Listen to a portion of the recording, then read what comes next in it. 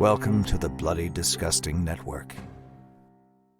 This podcast is made possible thanks to our patrons.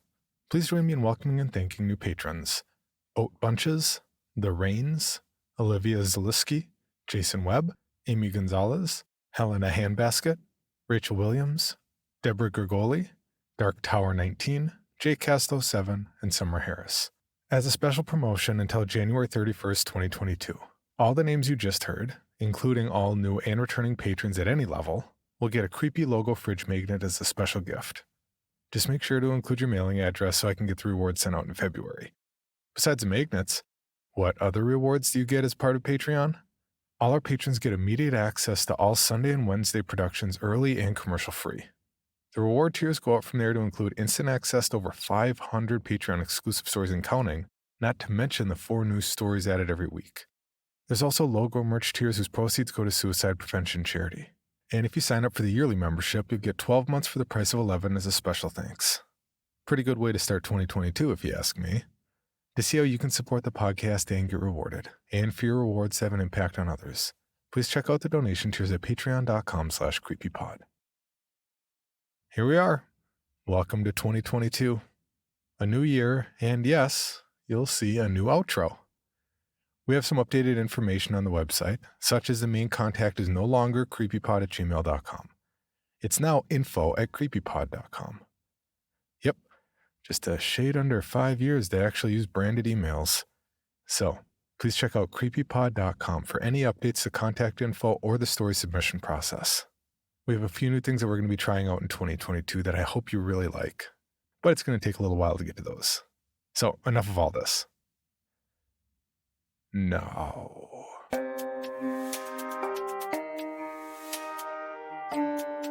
This is Creepy, a podcast dedicated to sharing the most famous, chilling, and disturbing creepypastas and urban legends in the world. Whether these stories truly happened or are simply fabrications is for you to decide. These stories may contain graphic depictions of violence and explicit language. Listener discretion is advised. Creepy presents Happy New Year. Written by Scott Savino and narrated by Alicia Atkins. Then that tall thing in the darkness interlaced its fingers and flexed them until its joints snapped as loud as firecrackers. It proceeded to crack the others in its overly articulated fingers, one by one.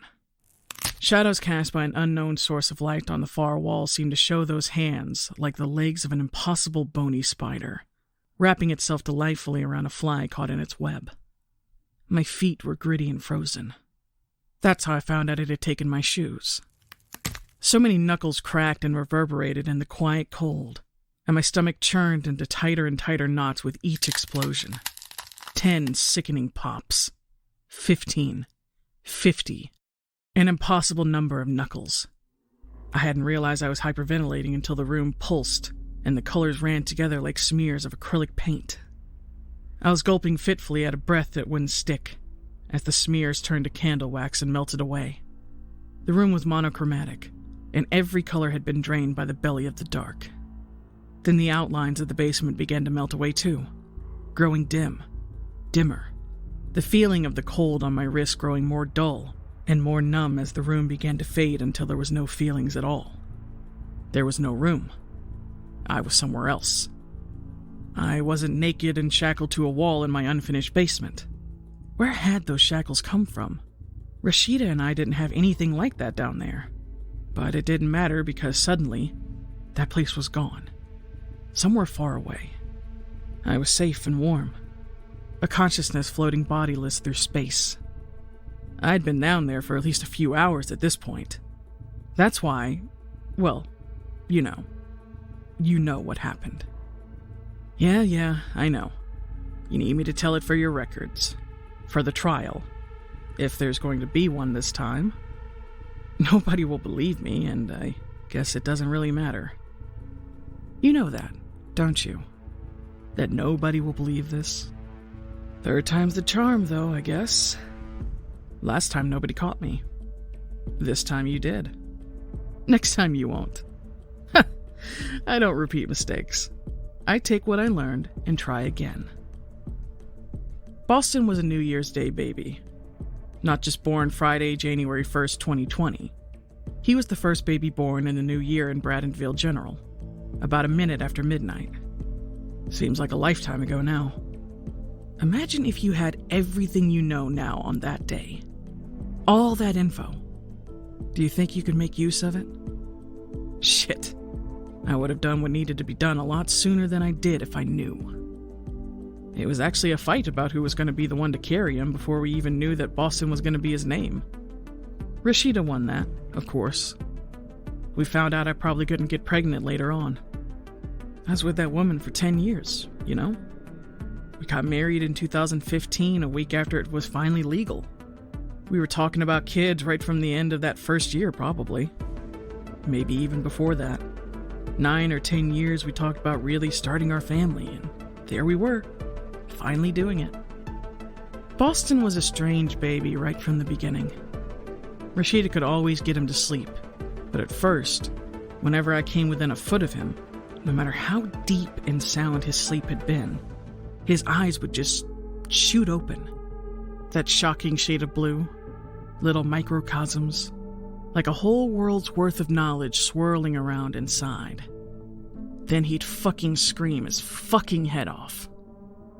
At least that's what happened for about the first month. He always still woke up whenever I got near him, but after that first month, he stopped screaming. He'd just stare at me after that. Stare right through me. I know you may not understand this, but it's the only way I can think to describe it. It was like something ancient and dark was shining a spotlight out of his eyes. Bright enough to wash out everything but those 2 little marbles of light. Felt like knives made of ice pushing right out of that stare and through me. I'd feel faint, and my body would go numb unless I looked away. You don't know cold until my fucking kid is staring at you like he stared at me.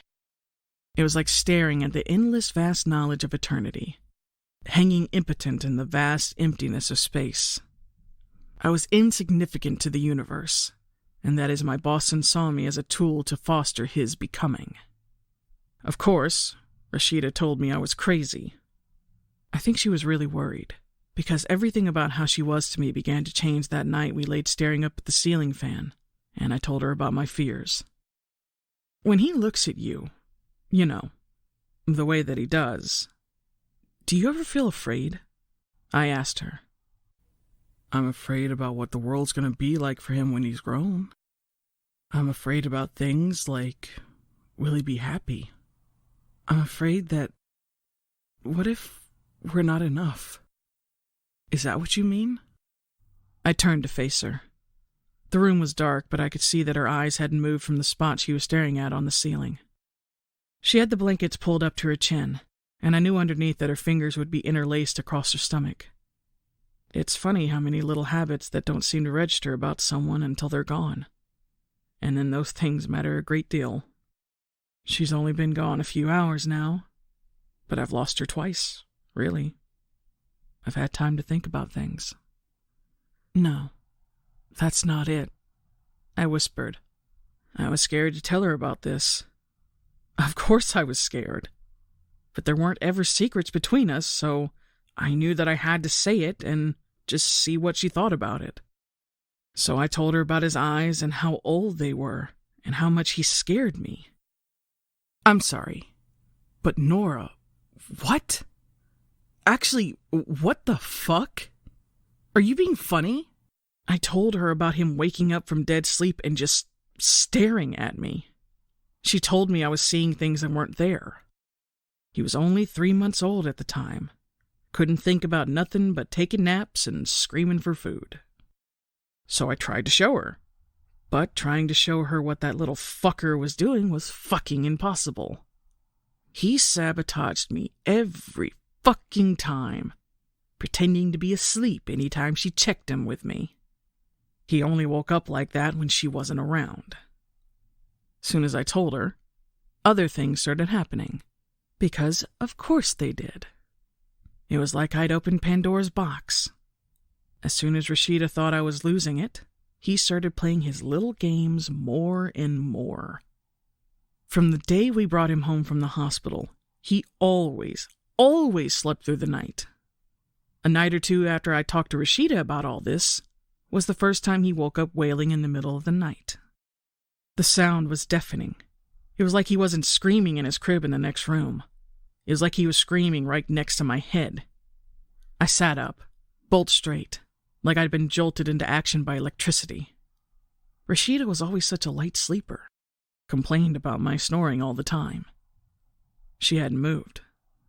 She was laying there as sound as can be. The first time I thought, well, maybe she's just tired. But the third or fourth time it happened that week, she didn't budge either. One night when Boston started wailing, I decided to wake her up. "Hey, I've been doing this every night this week. It's your turn," I said. I was already starting to feel throbbing behind my eyeballs as Boston screamed right into my ears from the other room. A sustained and breathless baby scream. He'd screamed like that for almost 2 minutes now without seeming to even gasp for a breath. She looked at me in that sleepy way, confused and irritated by awakening. "Go take care of the baby," I told her, and without thinking about it for too long, she begrudgingly got out of bed, slipped on her robe from the back of the closet door, and trudged out of the room. She was back a moment later, now fully awake and fully enraged. "Why?" she asked. "He's sound asleep. Why did you wake me up?" She dropped her robe and let it briefly pull around her ankles before stepping out of it and climbing back beneath the sheets. She was normally a back sleeper, but this time she rearranged her pillow and jerked her head along it until she found a comfortable position with her back facing me. Thing was, Boston was still screaming in the other room, and when I went to look, it was just like it had been every other time that week. I'd open the door to his room, and the screaming would stop, like it had been sucked out of the room as soon as my foot crossed the threshold. What would be left would be the near-deafening ring of complete silence. And that's when I'd go to the side of his crib and look inside, and he'd just be staring up at me and not moving, not even breathing. He was like a little dead corpse staring out from behind those icy blue irises, and I could feel them cutting into me like 100 icicled javelins. After that, he stopped doing it every night. It became something I would go to bed expecting, and it wouldn't happen for a few nights. And I'd let my guard down and start to think that maybe I was imagining all of this, that I was being silly. Well, that's when he'd do it again. Gaslighting me, you see? Making me think maybe I was the crazy one.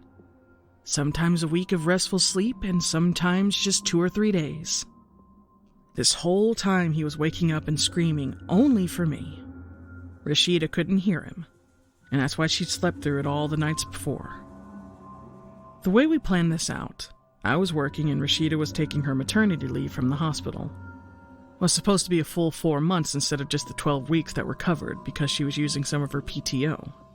After that, I was going to take my sabbatical from the restaurant for 6 weeks, and we'd play it by ear. Sabbatical. That's rich. A restaurant GM with vacation time and a once-every-5-year sabbatical. Do you remember shit like that? Insurance, benefits. At this point in the video, Nora Wallace begins to laugh one of those wild, uncontrollable laughs. She continues doing this for several minutes until she has to lower her head to the table in front of her so she can reach her eyes with her hands and wipe away tears. This entire time she's been talking to Detective Trevor Barrett without taking many breaks from speaking, except to take a deep breath here and there for a moment or to take a sip of water. Her behavior had been erratic when they brought her in, and they cuffed her to the table as a safety measure. She spoke animatedly, using her hands ineffectively to express herself when she occasionally forgot they were restrained. Her toxicology report only returned a positive for THC, but if she was high now, it wasn't from smoking a joint. Over and over throughout the interrogation surveillance, She can be seen taking the plastic cup in front of her into her shaking, bruised hands and taking a small, slow sip, setting the shaking cup back down on the table with extreme caution as it rattled onto the surface. Finally, her laughing subsides into heavy gasps. While she calmed herself, 3 separate times she lifted her right hand and moved as though she might put it to her chest, but the restraints prevented her from doing so. Do you think I could get some more water? And one of those cigarettes you've got on you? Oh, don't look so surprised, Officer Bennett. Oh, I'm sorry. Officer Barrett. My mistake. I've been craving one of them since you walked into the room.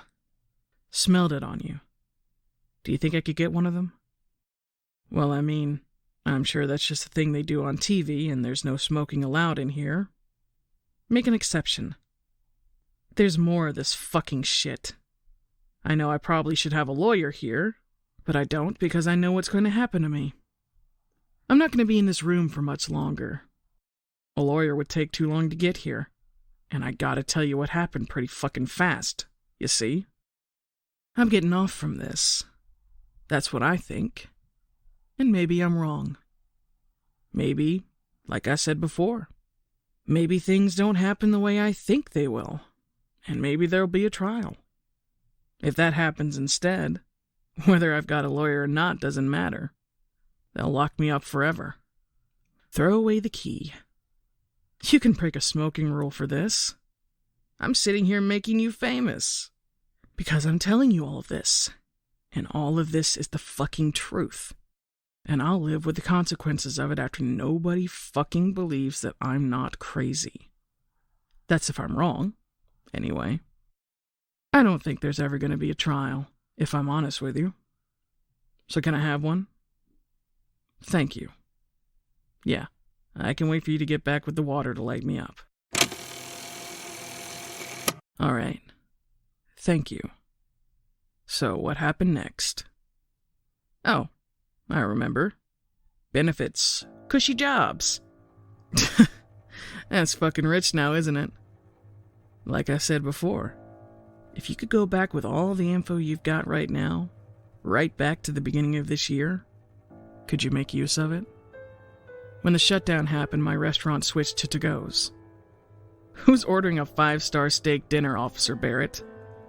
Nobody. That's who. This whole time, I've got all this stress at home and I'm worried about my business. It's gonna fail like this and I don't own the place. I'm the GM, but I'm an employee. Good benefits, but it was a small business. Those guys own like 6 restaurants and they're not chains. They're all different. Ours was the only one not seeing any traffic. They start talking about laying me and my whole management team off for a little bit, having us go on unemployment and wait this out. But before they get a chance to make a final decision about that, about 3 or 4 weeks into trying to keep the place open and running, well, that's when my wife comes to me and says she'd like it if I moved into the guest room downstairs. She says I'm acting real strange these past few months and she doesn't know if she wants to keep being married. 10 fucking years. And suddenly she doesn't know if she wants to keep being married? That's insane. I'm fine. I was fine. So I mean, everyone should have understood I was in the middle of going through some shit. I should have kept that job. My baby's some kind of horrible nether beast from the galaxy of hell, and my wife wants me to move downstairs so she doesn't have to occupy the same space as me because she thinks I've lost my mind. So when the owner, Tom, comes in and starts asking me about the numbers, I lost it. What is happening here? All of the other restaurants are making all their bills fine. They've even brought a few hourlies back because they're so busy. You guys did 300 yesterday. We've got to figure this out. Tom says to me, right? And I'm just kind of looking at him with my jaw kind of slacked because, of course, who the fuck is ordering a $150 steak dinner for 2? And coming across town to pick that shit up? Who is coming all the way across town to pick up lukewarm Wagyu fillets that have been sitting ready and waiting for 10 minutes, then taking that steak across town to their house to eat it cold? He starts talking about shutting down and the layoffs. I was making $1,400 every week. Unemployment is great to have, but it's not $1,400. So I start suggesting any other thing I can think of. And I'm trying to think of solutions, but the only thoughts I've got is my fucking demon child waking me up. Even downstairs now, he sounds like he's fucking screaming directly in my skull. I'm thinking about how my wife made me move downstairs. What comes out of my mouth is, we could run a deal, advertise, or maybe cut back on some of the expenses. Like, for instance, little things here and there. The water usage for the landscaping, stuff like that. I said, you'll have what happens next in my record. The previous arrest. You want to kill my fucking trees outside? The flowers? Do you have any idea how much the landscaping here cost? That big pine tree out front? That had to be brought in on a crane. Fully grown. You're talking about saving a couple $100 a month and killing my goddamn trees? Jesus fucking Christ, Nora. Why don't I just take $20,000 out of my checking account and light it on fire? That's when I punched him right in his face. Right in his nose. We're both sitting in the office in a couple of rolling chairs having this discussion, and I didn't even stand up. I just slugged him right in his nose, and his chair rocked back like it was going to flip him out of it. He just looked at me in shock for a moment, so I hit him again. I don't really remember much after that second punch because I was seeing pure red. I didn't quit until Chef Michael pulled me off of him. Rashida bailed me out after a few hours. My life was unraveling, and they were so flip about it they called me the next morning and fired me over the phone. Only it wasn't Tom that called me. It was his husband, John. I should have known, really. Lesbians and gays are like cats and dogs. We don't really get along, but if we're in the same house, we'll tolerate each other. I should have known before I ever started working for them that it was going to come around to bite me. After that, Rashida went back to work at her security job at the hospital, and things began to get a lot worse. She'd work overnight, and I'd climb into the bed we used to share and cry myself to sleep. Then the baby would start screaming, and I'd wake up. This had been going on for months pretty regularly, of course, but when Rashida went back to work, the little monster started ramping things up, making a whole stage production out of it. We never closed the door to the nursery before, but I started to after he started doing that theatrical shit. I was over it. I'd wake up to him screaming like usual. Whether I was in my bed or hers, it didn't matter. I'd find myself in the hallway upstairs, and the floor would be swirling with mist. A slow pulsing redness illuminating it like if some kind of deadly toxin rolling across the upstairs carpet. I'd look in on Boston, and he'd stop crying as I entered the room. His eyes would cut into me, like I was burning up and freezing at once, and his whole body would be pulsing with red light, like a heartbeat. It kept getting worse. One time he got the furnace going. Oh yeah, I don't know how, but he did. It's the middle of the summer, he's screaming bloody murder, and the house is 100 degrees. Sometimes he'd make the phones ring. Sometimes he still did that even after I unplugged all of them and turned off my cell phone too. I'd wake up and the call would be from unknown, and I'd go to answer it.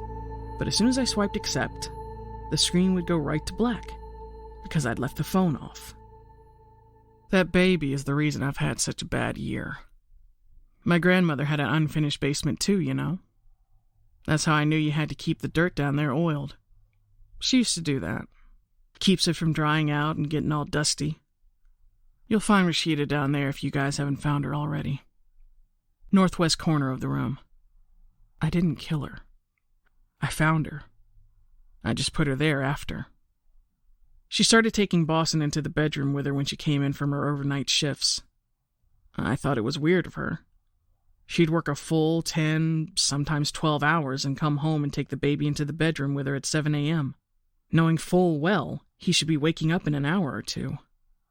Of course he never did, Because by November, he was back to screaming me awake every night. And probably that fog coming out of his mouth and the pulsing and the dead-eye stares really tired the poor guy out. Fucking little shit. I know why you guys showed up when you did. Her boss probably knew we were having trouble at home. When she didn't come into work for the 4th day in a row, he called you for a wellness check or something. Am I right? He killed her the morning after Christmas, which, by the way, was fucking miserable. Rashida worked Christmas night and came home the next morning and took him into the bedroom with her. I was finally going to lay down and get some rest myself when he started screaming again. I walked into the bedroom and he stopped right away, like he always did. Except this time he started laughing when I came in. It wasn't a fucking baby giggle neither. It was a full-throated adult's laugh. A man's laugh. The bed was wrapped in a layer of fog that was slowly pouring out of his throat and pulling on the sheets. I couldn't see her through it, but I knew she was there. Even before I made it to the side of the bed, I knew she'd be dead. I had to part the mist away with my hands, like pulling back layers and layers of paper inside a gift bag. Rashida lay in the bed next to our son, whose laughter had completely subsided now. The room was filled with silence as thick as the fog that was slowly waterfalling down from the bedspread and swirling at my feet. I didn't do anything for a little while. I just looked down at her. The blood was everywhere. I didn't know there could be that much blood.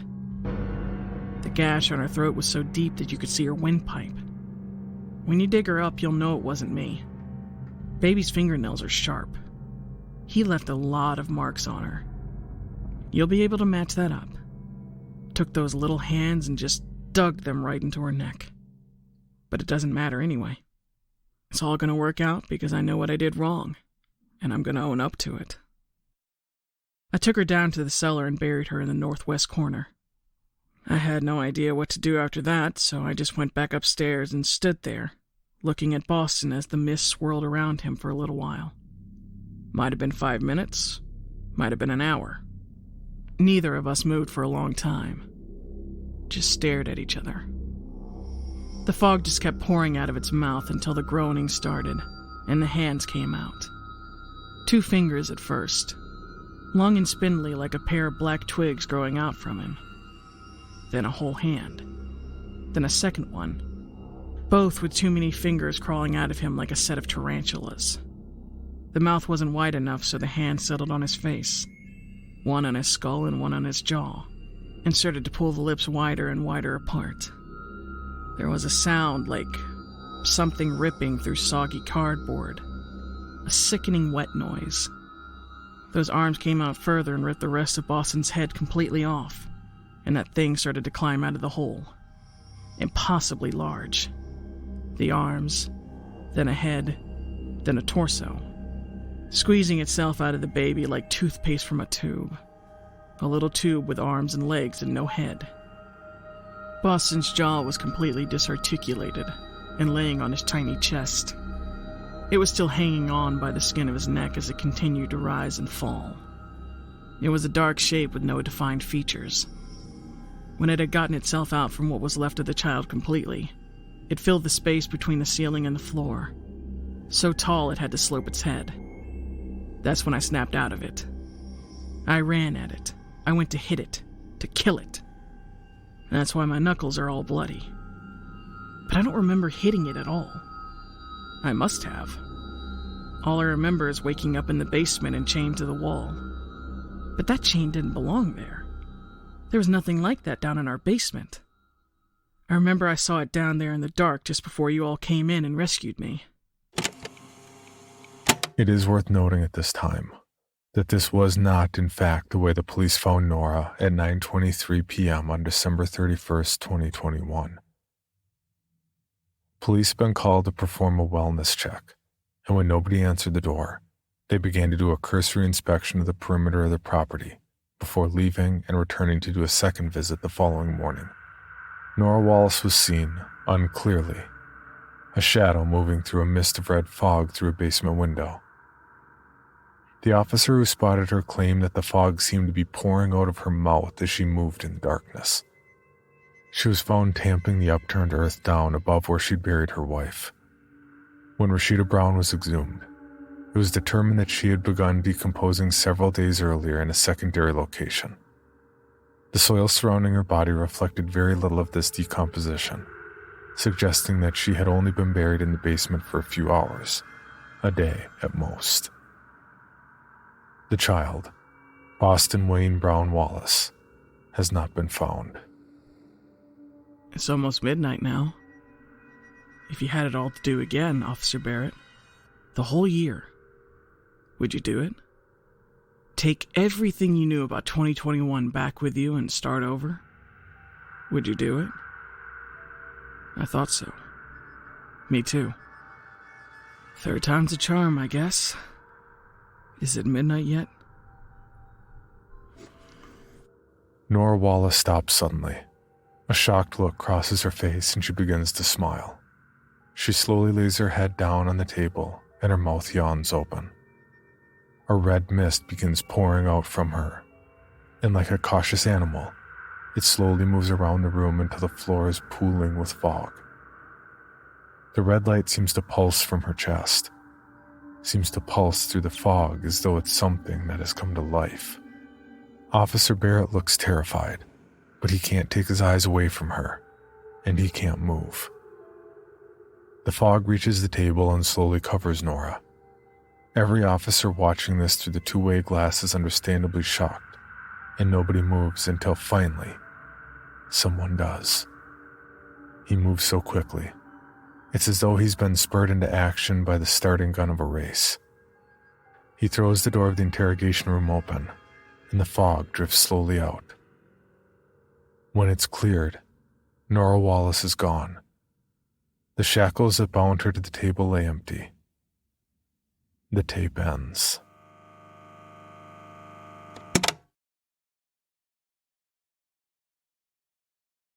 For your bonus episode, Creepy presents The Mommet, written by The Vespers Bell. Every day on the bus ride to school through the country, I would see it. The Mommet. That's what we called it. But no one seemed to know who had called it that first. The Mommet was an old scarecrow, sitting atop the shallow valley my bus route cut through. The field it was intended to guard had long ago been abandoned, surrendered to grass and weeds and wild-growing Indian corn. Backdropped against it was an old woodlot filled with too many dead trees to count, long overdue for felling. Perpetually perched in those naked branches was a murder of crows, inexplicably indifferent to the insidiously imposing scarecrow beneath them. The first thing that most people would probably notice about the Mommet was that it had been deliberately and irreverently placed on a life-sized cross. Its outstretched arms had been bound at the wrist to the horizontal beam, its body sagging under its own weight in the undeniable mockery of Christ's crucifixion. Even more bizarre was the fact that the Mommet's head had been made from a leather plague doctor's mask, topped with a wide-brimmed black hat. Combined with dark gloves and a tattered black cloak on its outstretched arms, the Mommet had apparently been made in the image of the crows it was meant to fend off. We kids told countless stories about where we thought the Mommet came from, of course. The most common, and most cliché, story said that the farmer who lived there had caught a man sleeping with his daughter. He murdered him, then hid the body in plain sight as a scarecrow, covering the face with the only mask he had at hand, which, for some reason, happened to be a plague doctor's mask. A related story claimed that it was the farmer himself who was the Mommet. Having grown fed up with the murder of crows that could not be deterred by old clothes stuffed with straw, the farmer grabbed his shotgun and took aim at them. He killed only one before they descended upon him in a murderous frenzy, hanging his corpse upon his scarecrow's post and decorating it with bits of stolen clothes as a memorial to their fallen brother. Others say that the Mamet was a First Nations man who could shapeshift into a crow. When the European settlers came, he ran afoul of the first white witch he met, another local legend by the name of Eleanor Flanagan. During her ritual, he swooped down and snatched her wand out of her hand. But that wasn't enough to stop her from cursing him into a permanent juxtaposition of his crow and human forms. My favorite story, though, says that an entire coven of witches had been holding a Sabbath in the woodlot and caught a man who had dared to peep at them as they danced naked around their fire. When he invoked the power of Christ to defend himself, they acquiesced by nailing him to a cross. And since he'd seen them naked, they draped him scalp to toe so that not 1 inch of him would ever be bare again. I could go on, but suffice it to say that making up and retelling stories about the Mamet was a popular activity during my childhood. As kids, we were all terrified of it. Every day, twice a day, we all went silent as we drove down Mamet Lane. Most of us tried not to look at it, but some just couldn't help themselves. And at least once a week, someone would shout, "It moved!" sending us all into fits of hysterics. Everyone claimed to have seen it move at least once. Some of us were lying. Some of us just thought we had when it was really just a trick of the light or the force of the wind. But some of us really did see it move. I know that now. When we were kids, we said that if anyone ever saw the Mamet when they were alone, it would kill them. So we regularly dared each other go to the top of the playground hill by ourselves. On a clear day, you could just barely make out the shape of the crucifix in the distance from the top of that hill. What everyone wondered, and no one ever seemed to know, was who had actually made the Mamet, and why was it allowed to stay up? It was a simulacrum of a crucifixion, morbid enough on its own, and disrespectful to anyone of any Christian denomination. And children as young as 4 were forced to witness it on their ride to school. We were all terrified of it, and it gave us all nightmares. But there never seemed to be any discussion of removing the Mamet. There was no official record of who had once owned that land, and no official explanation as to why no one else seemed interested in buying it.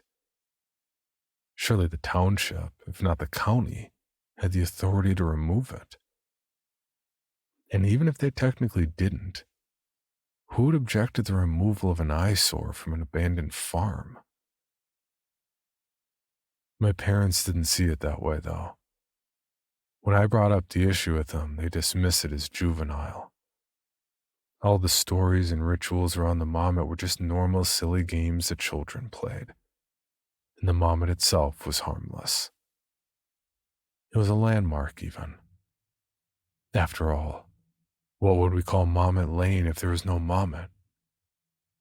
Besides, the school's mascot was a scarecrow, so the children couldn't have been that scared of it. I was just making too much out of things. Every adult I spoke to seemed to be of the same mind on the matter, and assured me there was no course of action I could take that would result in the Mamet being removed.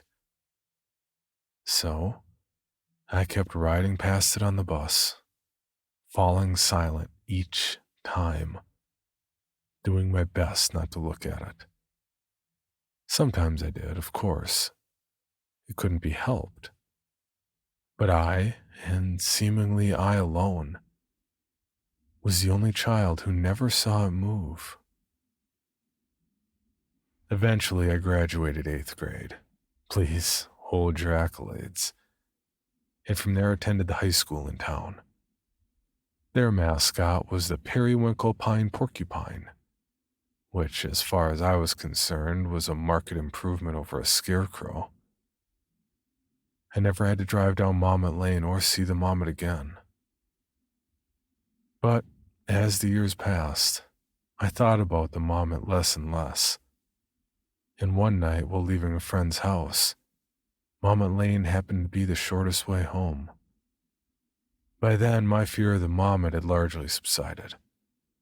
I just wanted to go home as soon as possible, and I can't say I didn't have a desire to face my fear and prove my childhood phobia wrong. It was a mostly clear sky with a full moon that night. The world looked so different under the light of a full moon.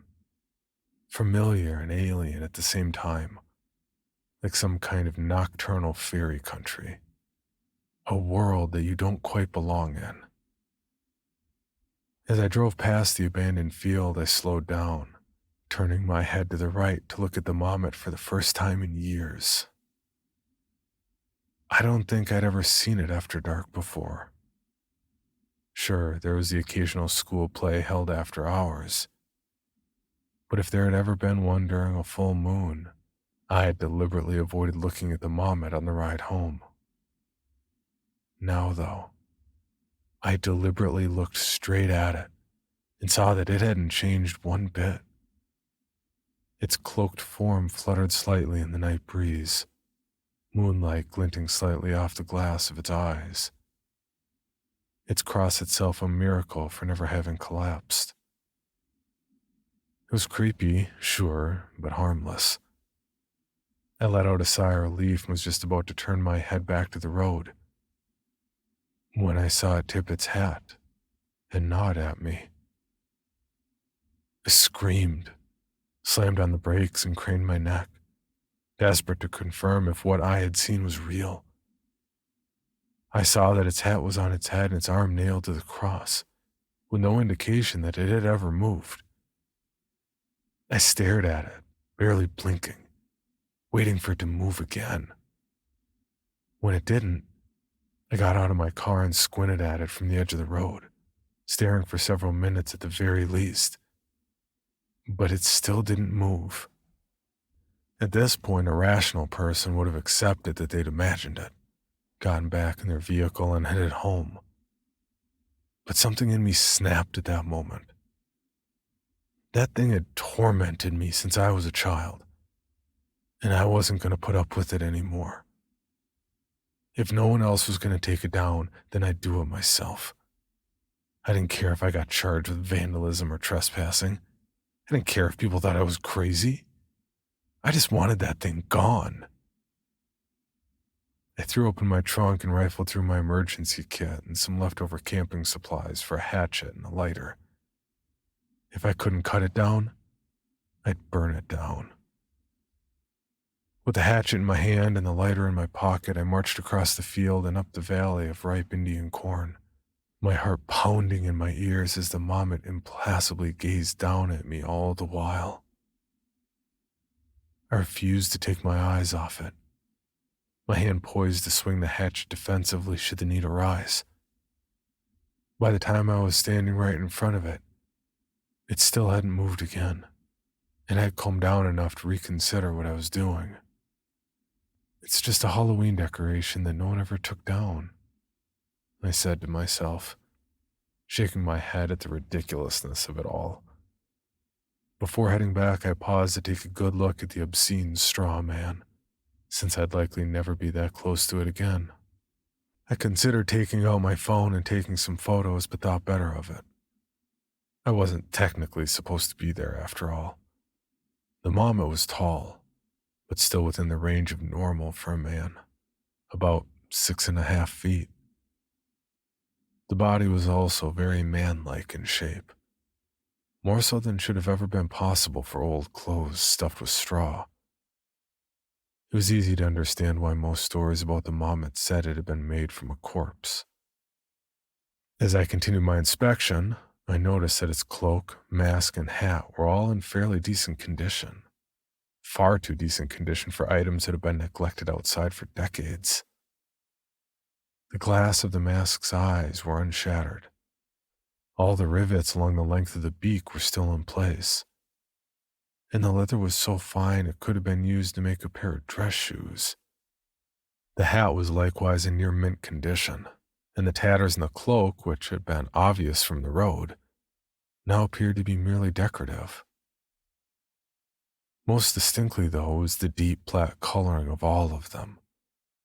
Decades in the sunlight should have faded them to a much lighter shade, and yet they remained an inky obsidian black. I was so perplexed by the Mamet's inexplicable condition that I actually took a step closer and dared to place my hand on its torso to see if I could deduce what it was made from. The cloak was smooth, supple leather, exactly as it had appeared to be. But when I pressed harder, I found that the body possessed a firmness that was quite unlike straw. I turned my gaze upwards to its outstretched arms, nails the size of road spikes driven through its wrists, its dark hands splayed open and poised to grasp anything that might come too close. It was then I realized that my favorite story about the Mamet couldn't have been true, because the Mamet was not wearing gloves. Rather, its hands were covered in black avian scales, with long curved talons glistening in the moonlight. For all intents and purposes, appearing to be giant crow's feet. I stumbled backwards, my nerves wholeheartedly diminished by this revelation. I wanted to run away, but I didn't dare to take my eyes off the Mamet just yet. Then, it slowly raised its slumped head, curiously cocking it sideways at me. I spun around and bolted. In the instant I did so, the crows roosting in the dead trees behind the Mamet awoke with a cacophonous cawing and a thunderous beating of their wings. The murderers swooped down upon me before I could get to my car, pecking and scratching and flapping all at once. I swung my hatchet wildly, but a razor-sharp beak swiftly pried my fingers from its handle, and it was lost to me. Screaming, I dropped to the ground and curled up in the fetal position, shielding my head and torso as best I could against the onslaught. After a few moments, they relented, seemingly without cause. And when I dared to raise my head, I saw the Mamet free from its cross, towering over me while blocking out the moon, little more than a vague silhouette in the night. It bent down and picked me up, slinging me over its shoulder and carrying me off. I flailed my limbs, kicking and pounding at it, but I could not escape its grasp. I screamed and screamed in the hopes that someone might hear me, but the murder erupted into a cawing chorus that completely drowned me out. The Mamet carried me past its cross and into the woods, and everything went black as crow feathers.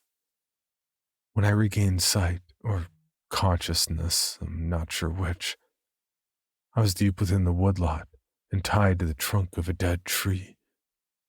The rope around my waist and arms was so old and coarse and reeked of crow guano and stale blood.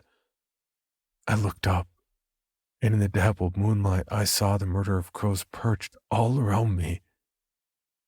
If I tried to scream or shout, they'd all caw in unison to drown me out like they did before, destroying any chance that someone might hear and come to my rescue.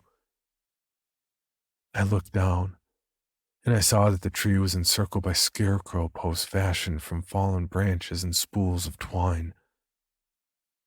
All but one was decorated with an unstuffed flannel shirt, straw hat, and animal skull. Only the post straight ahead of me lacked a scarecrow, and I could only assume that I was intended to fulfill that role.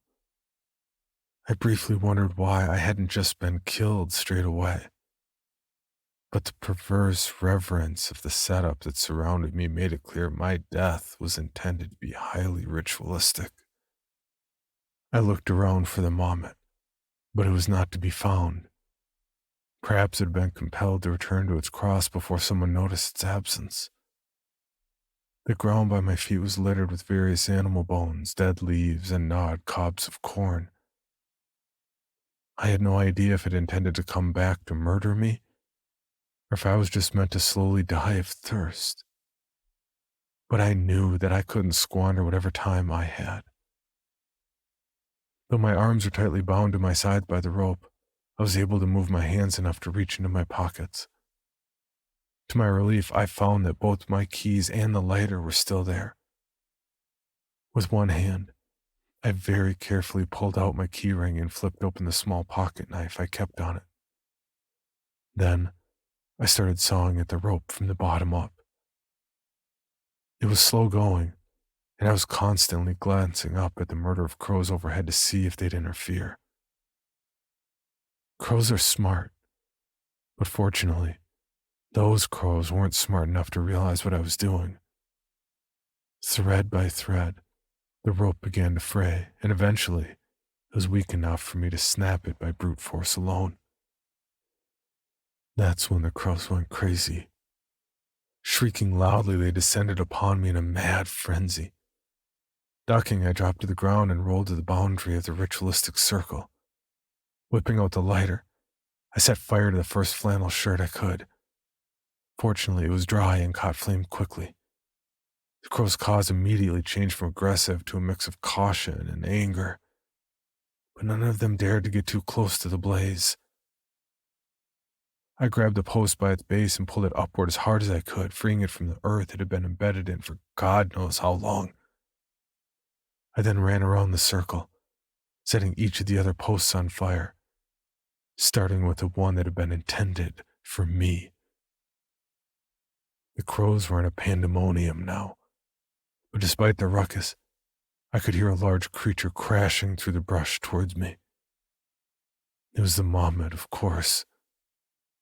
I saw it emerge from the darkness and into the moonlight, its wicked talons poised to claw my face off.